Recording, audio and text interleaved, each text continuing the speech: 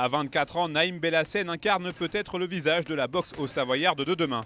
Choyé, couvé et façonné ici chez lui, au Boxing Club de Bonneville, cet athlète complet est aujourd'hui un des rares boxeurs professionnels du département.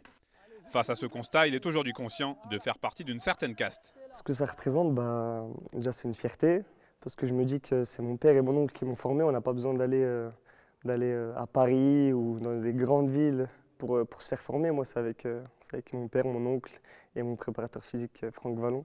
Donc ils ont fait du bon boulot. Passé pro en pleine période Covid, Naïm Belhassen n'a pas encore pu donner la pleine mesure de son talent. En février dernier, après 8 mois éloigné des rings suite à une grave blessure au métacarpe, le Bonnevillois a renoué avec le succès en battant Kevin Jamois.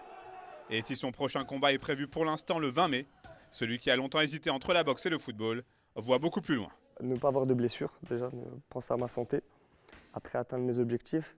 Donc j'aimerais bien, pour commencer, être champion de France, après défendre plusieurs fois mon titre, être champion d'Europe et monter, être champion du monde. Moi, vraiment, c'est vraiment ça mon objectif et je vois loin parce que je sais que je vais le faire. Voilà, c'est ça la carrière type. Donc rester en bonne santé et aller le plus haut possible. Comme très souvent dans le noble art chez les Belhassen, la boxe est avant tout une histoire de famille. Mohamed, l'oncle de Naïm, a créé le Boxing Club de Bonneville en 2002 et il est aujourd'hui un des entraîneurs du Haut-Savoyard. Et pour la structure très soutenue par la municipalité, le passage en professionnel de Naïm n'est pas sans conséquences. Ça implique beaucoup de choses parce que nous, derrière aussi, on doit monter de niveau. Bon, on a les boxeurs amateurs à côté, on a la boxe éducative, mais derrière, on a le boxeur pro avec nous. On a déjà eu 2 pros avant, donc pour ça, c'est bien parce que ça nous a déjà formés, donc pour ne pas tomber dans les pièges.